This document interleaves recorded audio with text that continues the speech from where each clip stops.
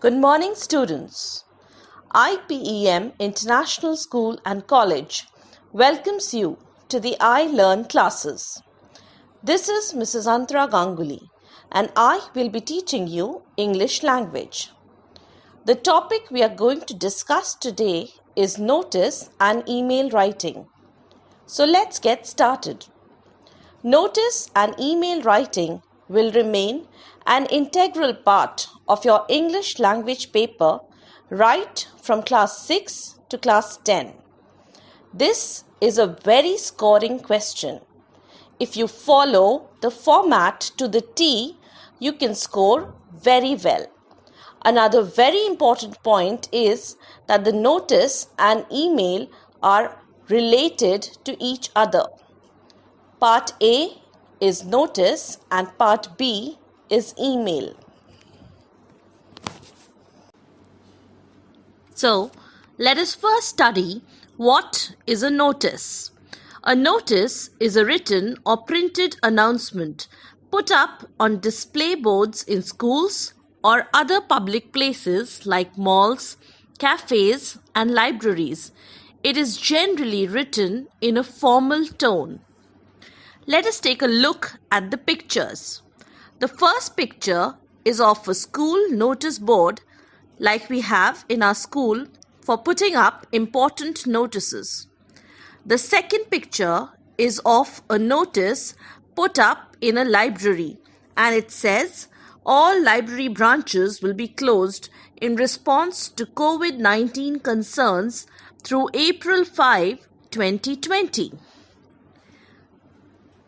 The third picture is a notice about the grand opening of a flower shop mentioning the date, time, venue, etc. And the last picture is a notice regarding a clearance sale being conducted by a shoe shop. You must have seen notices like these very often. They are put up to announce something important and in such a way as to attract the attention of the passers-by. Now, what is an email? You must have already studied in your computer classes that an email or electronic mail is a system of sending messages or conveying ideas over a network. Communication by email is almost instantaneous, which means if you send an email, it is immediately received by the recipient. It is also an eco-friendly method of communication as it saves a lot of paper. Emails can be formal as well as informal, but we will study about formal email writing, which is very similar to formal letter writing. Now, I will tell you about the format of notice which you have to follow. The first thing which you have to remember is that the notice should be aligned centrally, which means you will begin writing the notice from the center of your page. You will begin by writing the word notice in capital and underlining it. You will leave a line after this. On the next line, you have to write a catchy slogan. This is very important as it carries marks. The slogan should be appropriate to the event as well as should appeal to the reader, that is, the examiner. It should not be too long. After the slogan, you will write the name of the event, which will generally be given in the question itself. Next, you will mention the date on which the event will take place. Therefore, we begin this line with on and then write the month, date and year.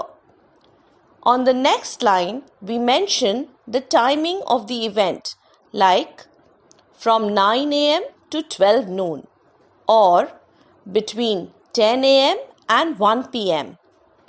or from 9 a.m. onwards. The next line is for the venue of the event. Venue is divided into two parts: the hall, auditorium, field mall, park, etc., where the event would take place. And the second part consists of the location of the above mentioned places. For example, at Big Bazaar, Atlantis Mall, or at Madan Mohan Malviya Stadium, Prayagraj. After this, you will leave a line and then write any additional information such as the target audience, last date of submission, etc. Now, what is target audience? Target audience means the people whom you want should read the notice and respond to it. Like if an event is taking place in your school, you must mention which classes will take part in the event. If it is a debate competition, you might want classes 9 and 10 to participate. And if it is a painting competition, you might want classes 2 to 5 to participate. So they are your target audience.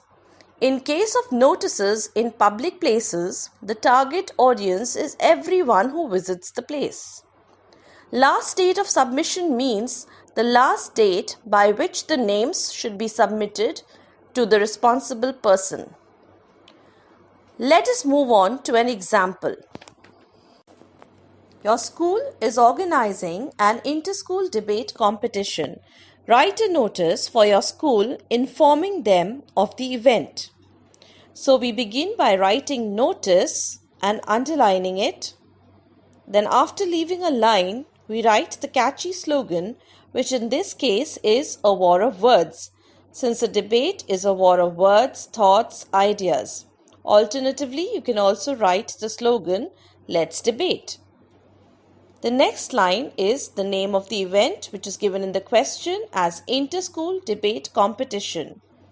Coming to the next line, we have the date, which is on May 15, 2020. The timings are from 9 a.m. to 12 noon. The next line is for the location, and it is at the Little Hall. And where is Little Hall? At IPM International School and College. So this Little Hall is your venue, and the location of the Little Hall is IPM International School and College. Leaving one line, again we come to the additional information, which consists of the target audience and the last date of submission of names. So we have written all the students of classes 9 and 10 who wish to participate in the event can give their names to Mrs. Tiwari on or before May 7, 2020. Now some important points. The first and the third point I have already explained to you.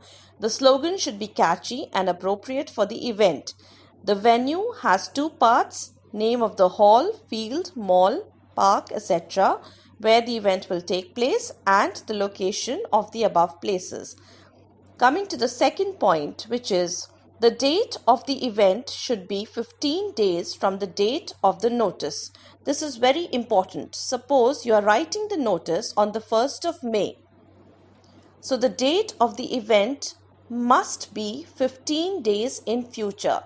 That is, it can be 15 May or after that, but it cannot be earlier than 15th May. So please note this important point, that the date of the event should be 15 days from the date on which you are writing the notice.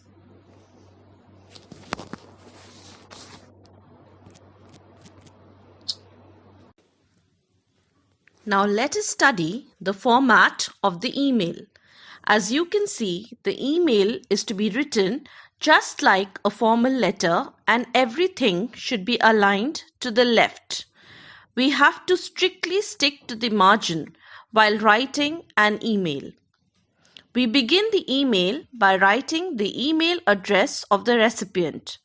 The email address should be a plausible one, that is, it should have a username followed by the domain name. There should be no spaces in between.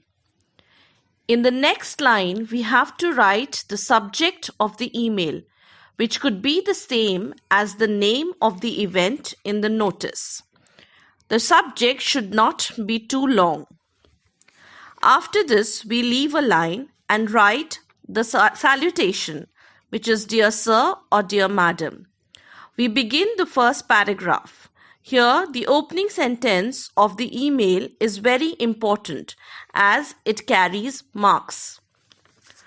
Leave a line after each paragraph like in a letter. In the second paragraph, you must mention the details regarding date, time, and venue of the event. Any additional information regarding rules of the competition may also be mentioned here. In the third paragraph, you must write a concluding sentence like, "We look forward to your participation in the event," or "We look forward to your kind cooperation." This concluding sentence also carries marks, so it should be grammatically correct and short.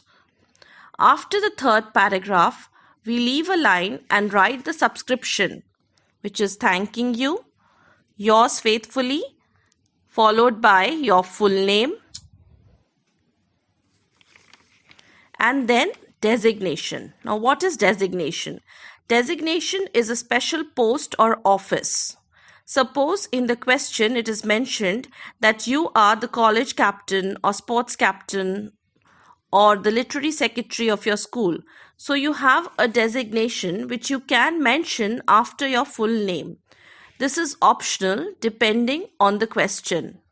So this is the format of your email. Now let us look at an example of an email.